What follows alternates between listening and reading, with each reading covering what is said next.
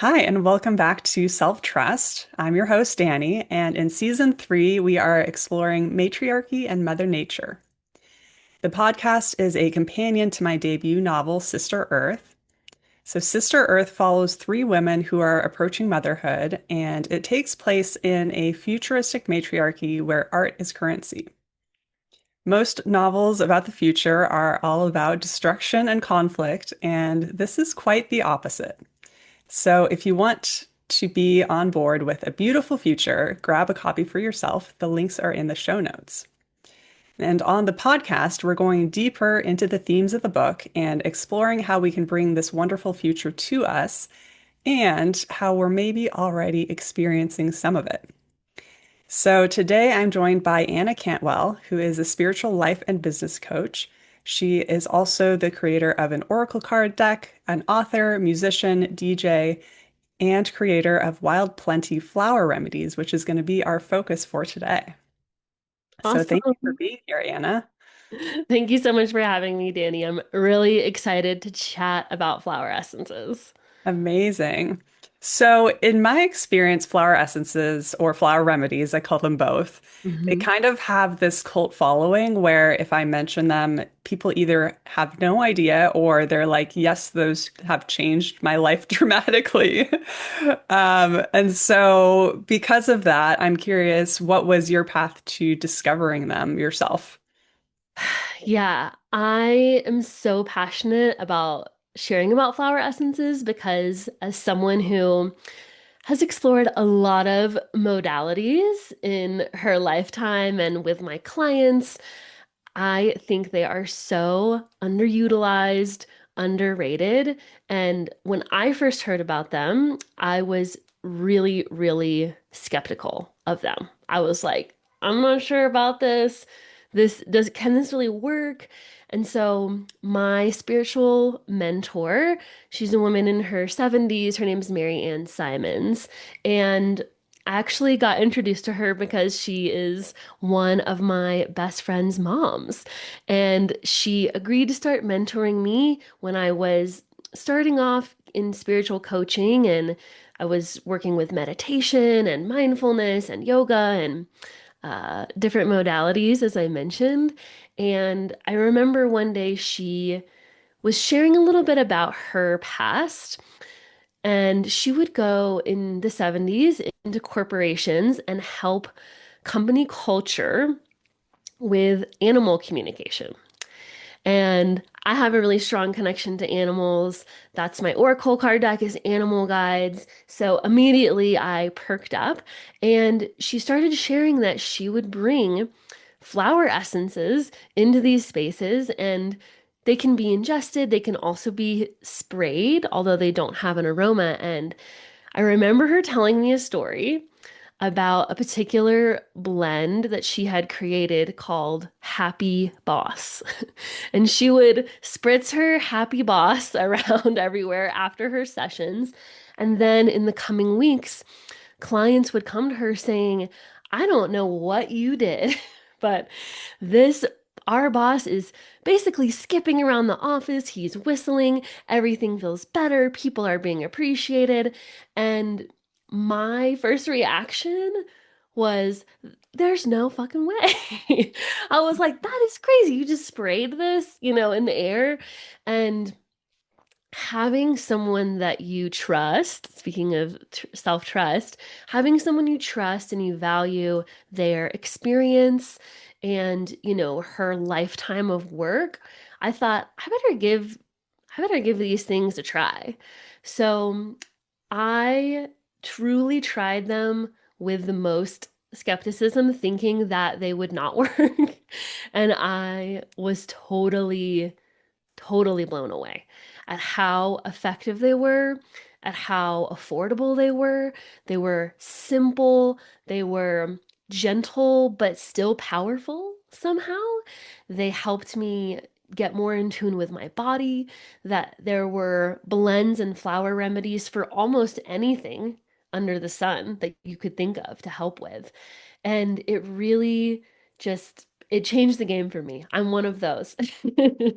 Absolutely. Yeah. And I think there is a lot of skepticism because if it comes down to it, it's sort of just water in a way. So do you want to walk us through what, for people who are new, what actually is in the bottle? Yes. So this is one of the biggest misconceptions about flower essences is a lot of people think they are essential oils and they try to smell them and I'm like, just don't do it. They're just gonna not really smell like anything. So when you make a flower essence, and this was taught to me by my mentor, you ideally responsibly and safely forage your flowers. Then you leave them in water to solarize for several hours. So I live in the mountains in southern Colorado. We have very strong sun here, which is great. It's not ideal to make them on cloudy days, for example. So essentially, the flowers sit in the water, they solarize, and their essence is transferred to the water. Then you remove the flowers and, any particulate matter, and you preserve the essence with typically brandy is the primary preservative. Organic, if you can find it, is obviously great. And then you dilute the solution like in homeopathy. So I describe it like it's essenced, like LaCroix is essenced, right? So, in something like that, you're not going to be putting a bunch of lime juice in it. It just has the lime sit in it. Then you remove the fruit, the flower, and the essence remains. And then preserving them with alcohol, like many tinctures, just allows them to be shelf stable. And they're so diluted, and then you're taking, a couple of drops a couple of times a day. You can also further dilute them in a beverage. And you also don't have to ingest them. So you could put them in a bath or a foot bath. And then you could also combine them with essential oils and have a spray of some kind as well. Absolutely. Yeah. Yeah. In my experience, it was usually one of those like four drops under the tongue 4 times a day. Yeah, that's my preferred method. I think it's nice to have that reminder and that kind of mindful moment. It's also not something where I get asked this question a lot. If you were to chug the whole bottle, are you going to get Right. like a super, super flower essence? And it's actually doesn't work that way. It's like in homeopathy, where the more smaller parts that you break it down into, the more effective that it is. So it's really working on those subtle levels. And the other amazing thing about it being basically water, is that it's almost impossible to be allergic to them. There's not really contraindications. It's highly, highly unlikely unless you're allergic to maybe alcohol, but there's also kinds that aren't preserved with alcohol. You can use other things like vegetable glycerin, or if you were allergic to maybe grapes, that might be about it. So they're so effective, um, and I've seen them work for all kinds of people, including people who are highly skeptical of them. Absolutely, which is super interesting too, because I feel so I'm an energy healer. And so, Mhm. I'm kind of, when I do energy healing, it might be I'm kind of guiding someone through a meditation or something like that. And I feel like with some energetic modalities, you do kind of need people to be bought in to a certain extent for their system to receive, their nervous system to kind of receive what you're providing for them. But I would say the same that I was pretty skeptical with flower remedies, but that it didn't seem to prevent them, and I'm always like, okay, yes, they address emotions and we're going to get into this. But what do I notice? And there was a lot that, either intuitive messages coming through or I had a lot of physical symptoms, so to speak, in my body. Yeah. And so it's very palpable. So it's gentle, but it's also like fairly noticeable that something is going on. Oh, yes. And I see, sometimes if you have a lot of resistance, just like anything built up in a particular area, um, it might take a little longer. I do love the fact that they're almost cyclical, right? Our my bottles are about a month worth, and so you have kind of a moon cycle to take them and sit with them, but you can also take them longer than that. But you also don't need to take them forever, right? Like a prescription. So it's pretty amazing the subtle nature, but still the very noticeable nature, the marked difference. Absolutely. And so this is so amazing to imagine you. I'm picturing you out on the hills in Colorado and foraging for flowers. But yeah, I mean, tell me, like, how do you learn how to do that? You mentioned a mentor. What was that journey like? Absolutely. So for me, because my mentor, she had made flower essences, sold flower essences, it really felt like this kind of passed down through the lineage wisdom, and I fully received that.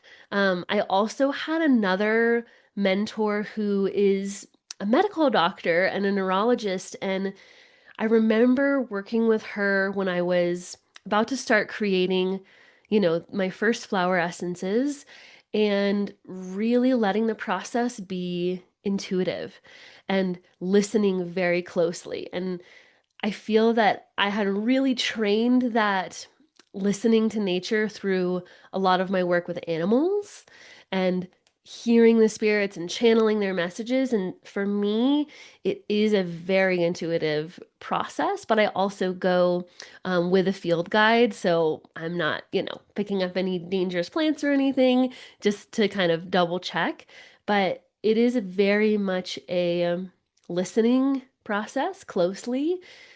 I will pick several kinds of flowers. So some people will create, for example, a rose remedy or a hibiscus remedy, and others create blends. So I create blends and work with multiple flowers in one remedy, and then they tell me everything. They tell me how many to pick, they tell me what to call it, and it's a very much a process of trust with also, like I said, the guidance of someone when I'm in the field and foraging. Absolutely. Yeah. And that's so beautiful. And, in the book, people describe my book as both ancient and futuristic because there is that connection with nature. But, from my understanding, that is how our, long ago ancestors learned what was safe to eat, what was not safe to eat, and how they discovered some of these medicines was by talking to the plants. So, yeah, it's amazing to know that that's still possible and accessible for us today. Oh, absolutely. And, I think it's really, really beautiful to see more people responsibly foraging and honoring the earth, connecting with the earth. Something that I really love about flower essences as opposed to something like essential oils is that essential oils are highly extractive. So it takes a lot of plant material to make a very small amount of oil, and flower essences are the opposite. You actually don't need a lot of plant material to make a ton of flower essence, and I think that they are just gifting us that as a way to preserve nature more, be less extractive as humans, but also still receive the plant medicine that can be so supportive for so many people. Absolutely. Yeah. Yeah, so that's how they're created, and let's, go into like the healing process and kind of the practical use of them. So, my understanding is that they were sort of discovered or, popularized by a war doctor who realized that by using these flower essences that people were, it boosted them emotionally, but they were also able to physically heal faster and that there was that connection there. So there is kind of that, and this is true of a lot of forms of energy medicine, but that connection between the physical body and the emotions. And so what are some of the issues that you see people, picking up the flower remedies for, and what's kind of the interplay that you see between things that are emotional versus physical? Yeah, this is a great question. And it's really, I love sharing the origin of flower essences with people because I'm like, it was a medical doctor originally. And of course, you know, plant medicine, the original medicine, right, has been used in all forms for all time. But to have the medical application is really interesting. So, I think anyone who's in modern healing, we're starting to see more science catching up and acknowledging that this mind body spirit connection, it's not just a connection, but it's really interwoven. So I'll give you an example with one of my flower essences. Sometimes I have folks come with migraines, and the flower essence that I give them is called Third Eye Drops, and it's about the third eye, the mental space, right? Clearing the intuition, clearing that channel spiritually. And while those people, they might get, you know, lucid dreams, really intense, like shamanic dreaming experiences, the thought is that that channel, that spiritual channel being open will allow the physical channel to release and relax, right? So that space being occupied with this physical pain is actually blocking these spiritual messages that are meant to be coming in. I've also seen, folks who are struggling on the sort of physical symptoms of depression, right? Can't get out of bed, they're struggling. And this is a flower essence from another creator who is, highly respected, Alexis Smart. And she has a blend called I Will. And it's about returning kind of like the willpower and that force of energy. So I've seen that where someone that stuckness, right? That depression tends to give be ameliorated by boosting this emotional willpower. Yeah, that's such a good example too. And I think with the migraines, it's also, from when we look at it from a spiritual perspective, it's like something that we see as like an issue or a trigger in the physical body is often an invitation to something that's out of balance in more of the, the aura, the unseen, the energy body, whatever you want to call it. So that's so interesting to, see how the same solution, so to speak, that relieves the physical issue is also actually helping you access what's happening on the spiritual side.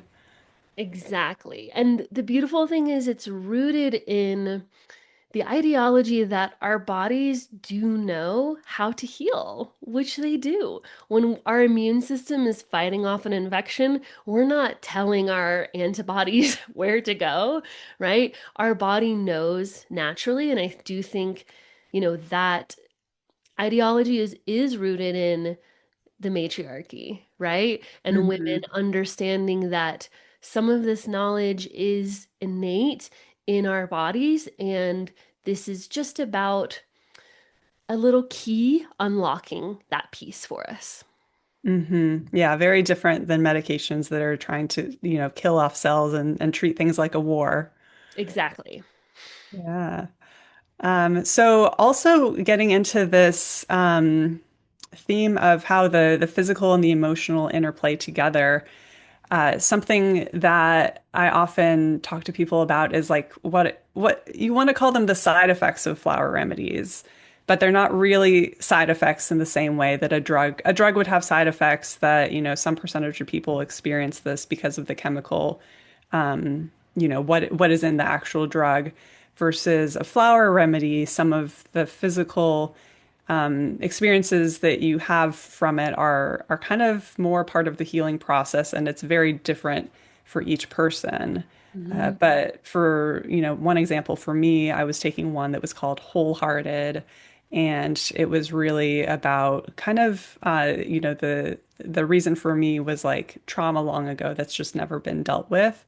Mm. And I had read a blog post from someone who had mentioned kind of, having physical flu-like symptoms. And a couple weeks into the remedy, it was so interesting because I didn't feel like I had the flu. I didn't feel like I was sick.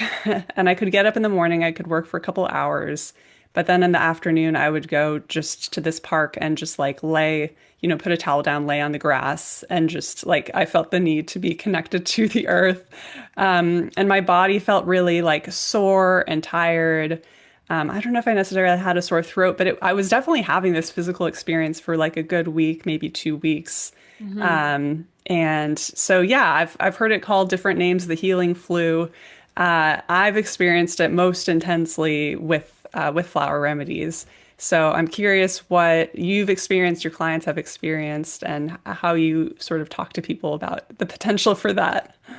Yeah, it's so interesting. It's not something that I have seen as much, but rarely I do see cases where their spirit may not be ready to take a Mhm. flower remedy and they kind of resist it at first. And so they might have, physical discomfort or some of those like lesser symptoms, so to speak.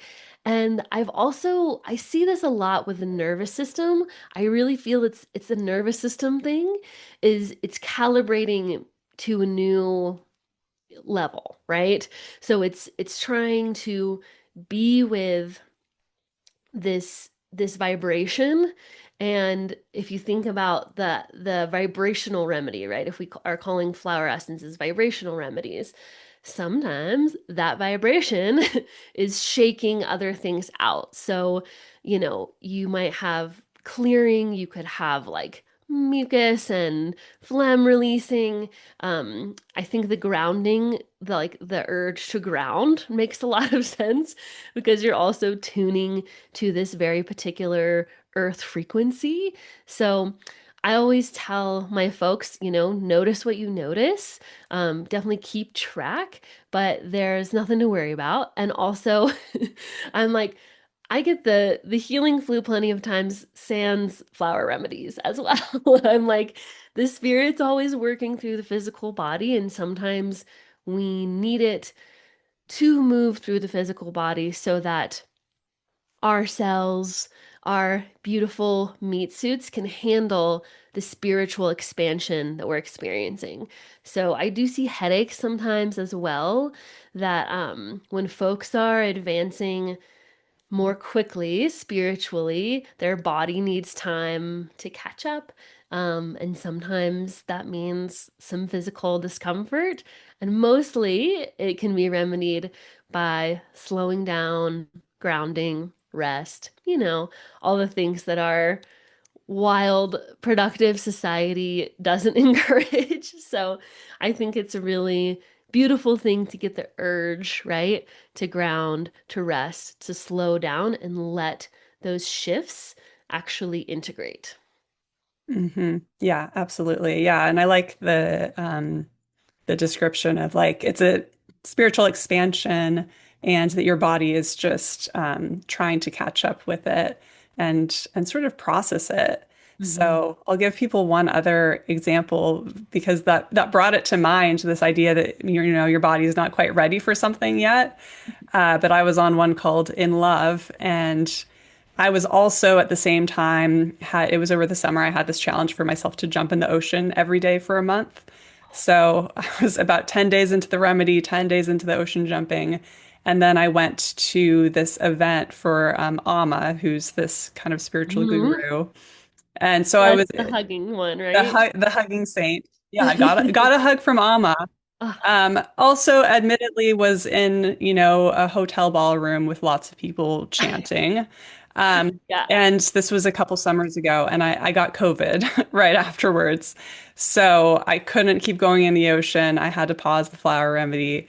But it was sort of like, all of these things that were boosting the healing, kind of broke through my system. And you could argue it was from being having the doors closed and being around a lot of people, which I hadn't at that point. But I also find that there's also the spiritual level to even the, regular sicknesses that we experience. So, Oh, absolutely. And you bring up a really important point that I love to focus on with my clients, which is it's all a multi-pronged approach, right? So part of it's getting a hug from mama, part of Hmm. it's jumping in the ocean, all of it is listening to your body. I think that flower essences pair very well with things like meditation, yoga nidra, um, it could, do with grounding or earthing, changes to your diet. I think it just provides an opportunity to really tune in and listen to your body, and those subtle shifts become really apparent. And I love what you shared of just like, yeah, just pause, take a pause, If it's ramping up too fast for you, then slow it down, pump the brakes, tune in and see where you're at. And that's why I always encourage folks when you're picking out a flower essence, you know, um, we have a quiz on our site that you can take that will help you determine and reflect. I know a lot of people offer consultations, but also more than anything, you have to listen to your body and to your intuition of what do I need in this moment. Absolutely. Yeah. Yeah. And to your point, the flower remedy was there for me maybe 6 months later. I was like, okay, now I'm ready for it. I'm going There you back go. in. So in the novel, in Sister Earth, it explores this somewhat utopian matriarchy, uh, mostly utopian. There's a couple issues for them to deal with, but um, as I was thinking about it, I was like, well, if women are in charge, how do we make everything just beautiful and pleasure focused and nature focused? And so their entire medical system is flower remedies. So Oh, they're wow. they're available by default. You have sort of your yearly check-in with a sage is kind of their spiritual leader. So they Mhm. do an intuitive scan, and then they're like, here's the flower remedies that you need to balance out, any emotional issues and make sure you're able to create your art. Oh, so So, beautiful. I love it. yeah.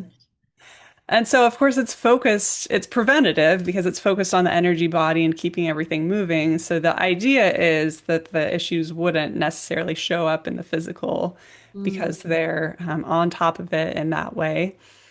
Um, but from your perspective, if we only had flower remedies and they were available to everyone, what do you think would be missing from the, medical needs of the community? Oh my gosh. Acute trauma, help. I'm Yes. like, if you break your leg, please go to the doctor. Um, yeah, it's really interesting to imagine because I'm in such a place where I just want more people to know about them and to use them because they are so affordable. They're so accessible. They're so effective. They cover such a range. And I imagine that they're still, it would still be worth it to have a great diet and to take care of your body in all of these other ways, but I think it would do a pretty good job. I'm like, if we had to do surgery, if we had to like, get your dislocated shoulder popped back into place, we can do that, but I think that they would have a lot of it covered. Um, and I think that, yeah, I think that's what we're seeing in America. I'll speak to America specifically, which is our healthcare is sick care and symptom management. And a lot of amazing folks are doing the work to try to get to the root cause.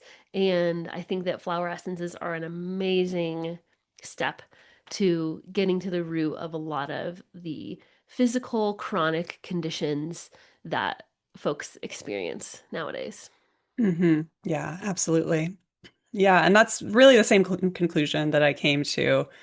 One thing that I'll add is, and I don't know if you experience this, but on days where I'm feeling really good and balanced, like I swear I can move through my kitchen and I turn right at the time the eggs are ready and like It's just everything just works. And then on days that Mhm. I'm upset, it's just I'm burning rice. I'm like, things aren't working. And so I kind of, played it up a bit where I was like, okay, if they're all on flower essences and they're all intuitive as well, they're able to sort of like climb trees and scale mountains and do all these things and just be really like in tune with their body and not have accidents as much. Oh, However, there in the book there is still, the example of like if something does happen, if someone's intuition is off for whatever reason, they're kind of like, oh, we don't know how to do anything about this. so interesting. And that's the beauty of it, That's the beauty of the both perspective, the balance, but I love the exploration, right? And I think it's about time, the pendulum is swinging Yeah, back in the other direction, and it's a really fun thought experiment to see what if this was, you know, all we had or the primary source. absolutely. Yeah. Are there any other like success stories or personal stories that you would want people to walk away with about flower essences? Oh my gosh.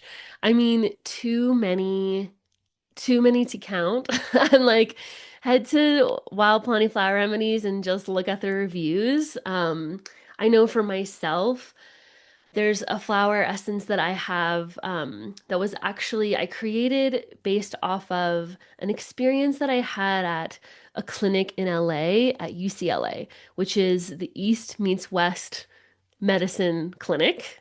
So cool. That was the first place that I ever received acupuncture, and the doctor there told me basically, you don't have a lot of energetic protection around you. Wow. And at the time, I was having a lot of experiences where, I was getting hit on the street and catcalled and all of those unpleasant things.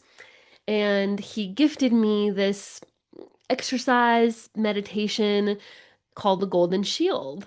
And essentially, instead of imagining like a wall of protection, it's really more of this emanation of light, right? That's coming out from you.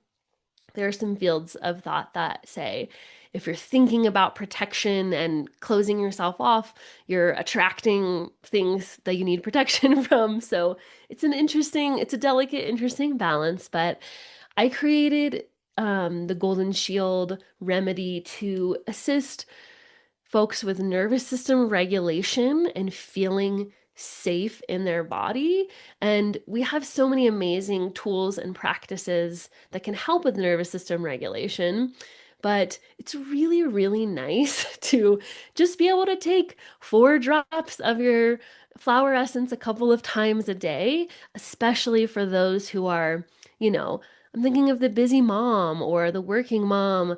I mean, shoot, everyone's busy these days, but for folks who don't have 30 minutes to sit down and meditate or 30 minutes to sit down and do a yoga nidra, you have this tool that allows you to regulate your nervous system. And I've seen it for myself and clients stop panic attacks just like in their tracks. Um, I have, had folks say that they feel anxious a lot of the time, and then the only thing that they changed was the flower essence, and now they don't really feel that anymore. So it's pretty amazing to see what's possible with them. I have a book about money, and I'm really passionate about also talking about money and empowering women with their finances. And I have an essence called Jupiter, which is about abundance and expansion. And oh my God, Danny, the stories that I have from people saying, I just started my Jupiter essence and I found 20 bucks on the ground, and then I got a raise, and then I got this new client, and all of this. It's the coolest thing. Wow. Oh my gosh. Yeah, I think people listening need both of those. So a lot of my audience, a lot of them are writers. A lot of Mhm. people I coach are kind of going through like an intuitive awakening. So they're creative and they're accessing more of their intuition.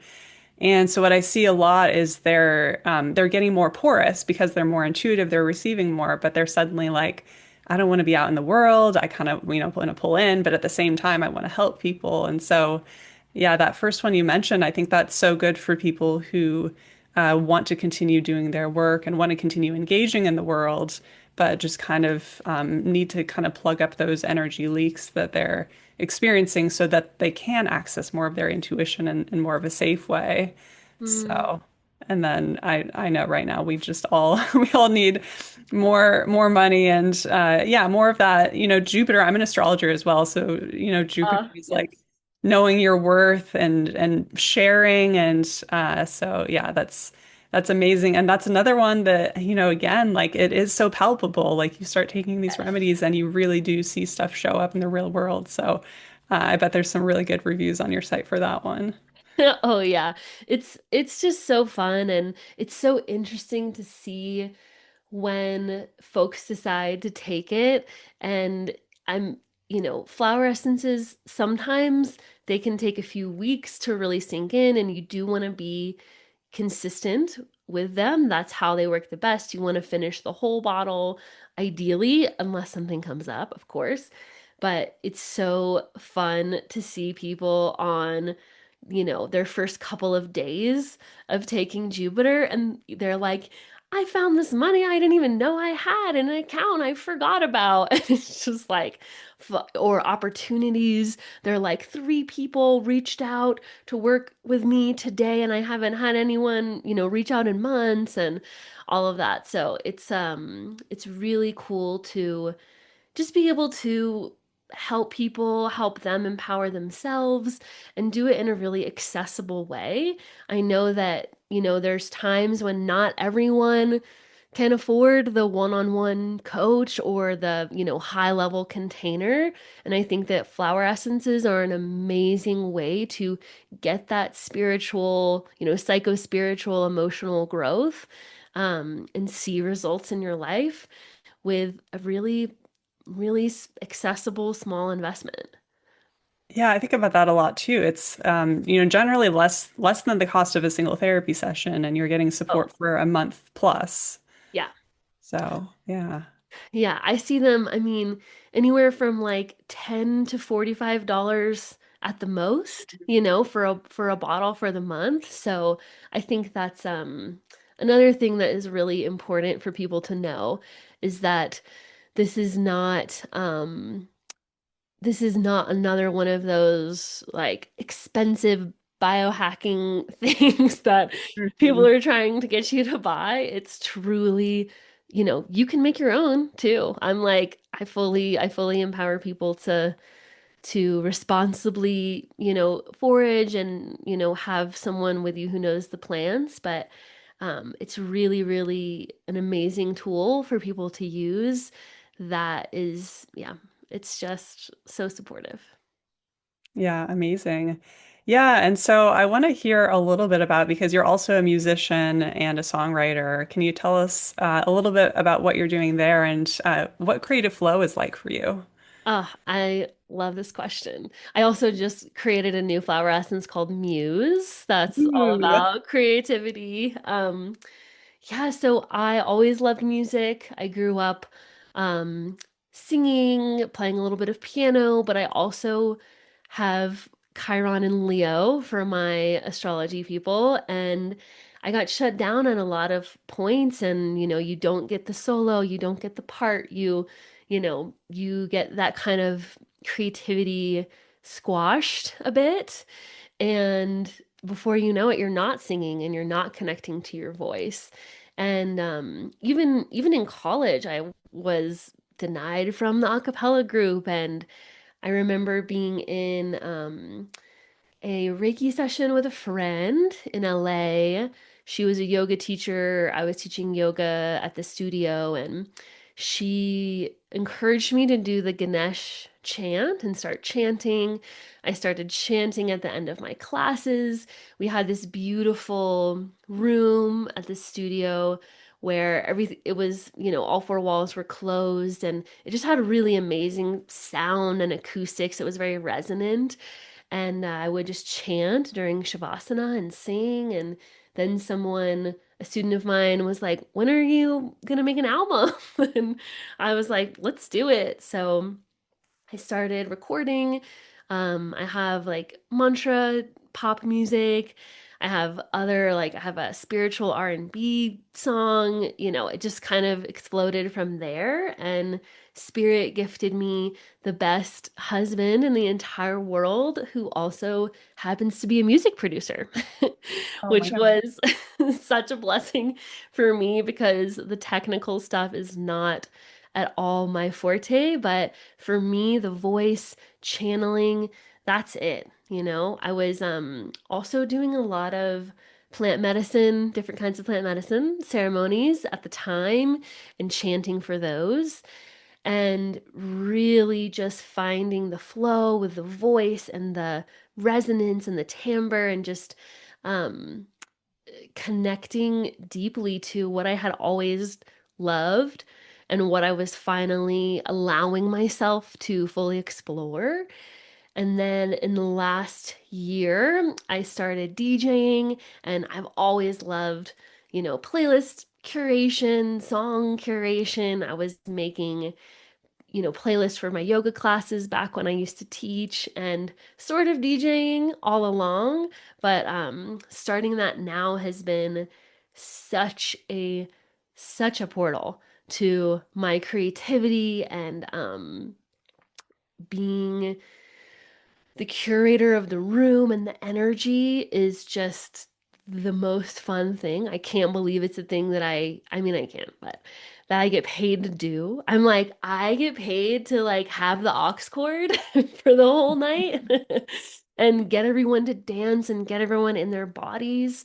So that's I've been focusing a lot more on DJing lately than writing music, but my next sort of phase, ooh, my next phase is releasing more original house music and dance music where I'll be able to combine that kind of channeling voice but also be DJing at the same time. So that's kind of my next step and where it's headed into. I think music is one of the greatest gifts that we have, and I've always felt a deep connection to it. So to have these outlets is just so priceless to me. Absolutely. And it really sounds like each of those things built on the one before it. So yeah, you can see kind of how the blend and what you experience with one, drives the next one. Oh, absolutely. Yeah. Yeah. So I'm going to have two final questions that are going to be the same that I asked to each guest on this season. But before we get into that, so I'll definitely have the link to your flower remedies in the show notes and to your website. Are there any other places you want to direct people to connect with you? Yeah, absolutely. I spend most of my time on social media on Instagram and it's just I am Anna Cantwell. So that's me. That's kind of my central hub. And then from there, I have animal guides and I have Wild Plenty and I have my DJing stuff. But that's my main central hub for social media. And you can also find my music on Spotify under Anna Cantwell as well. It's pretty streamlined. Everything is just kind of under me. Good. Yeah. Yeah. I'm excited because I'm really been looking for some, I love pop music and like energetic music, but something that feels high vibe and sort of clean energetically. So I'm Oh, very excited to check it out. oh, you're gonna love it. I'm so excited for you. Yeah. Okay, so my final two questions are somewhat related to the book. So, in Sister Earth, in the world of Sister Earth, each woman, when she becomes a mother, she chooses an art, and she can choose a fine art like painting, it can be a craft art like pottery, or what I call a nature art, which might be, farming or growing grapes for wine or something like that. But if you were living in Sister Earth, what art would you choose?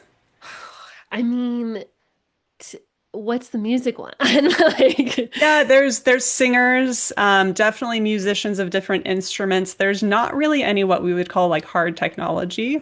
yeah, They use like telepathy rather than, texting. I love it. Yeah. Um, 1000% singing. Okay. Yeah, Yeah. Amazing. it was my first love. I was like the little kid with the hairbrush, singing all the Disney songs and there's just something so special about the voice and Mhm.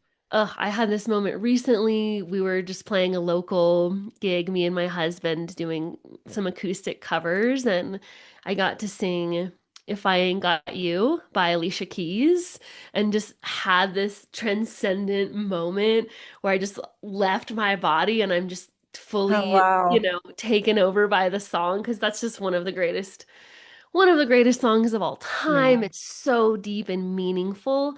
Um, so yeah, 1,000% singing, done and done. Incredible. Yeah, music just has a way of transporting our consciousness. Oh yes, it's one of the best. Yeah.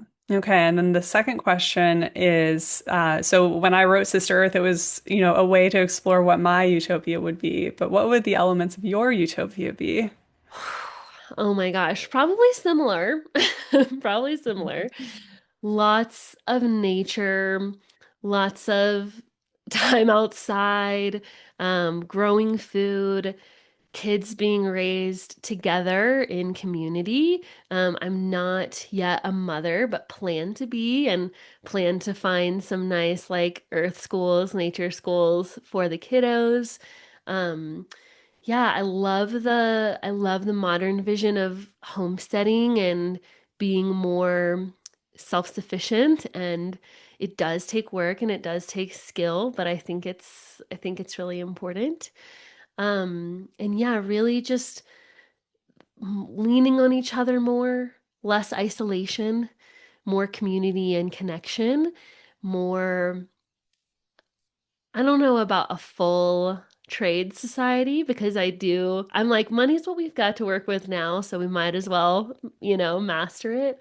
But more bartering, more sharing skills. Um, more respect for elders and passing down wisdom. Um, yeah, something like that. I love that. I love that idea of passing down wisdom. hmm Yeah, that's such a special thing that, yeah, as you started to say, passing down, we know about passing down money and inheritances, but this idea of, this information or this guidance that gets passed down, I think that's something that, some traditional cultures still have, but that's just not talked about very much. Yeah, and the intergenerational piece too is so important. I think, the women, all kinds of women and men too have influenced my journey and been teachers, mentors, coaches for me. But the mentorship of the crone women has Uh, just been so invaluable for me, and it's such a joy to be able to connect and for to learn from them and also to have them learn from the younger women too. yeah, amazing. Well, thank you so much, Anna. It was so fun to dive into flower remedies with you. And yeah, I hope everyone enjoyed this conversation. Definitely look Anna up, follow her on social media, and stay posted. And we'll see you in the next episode.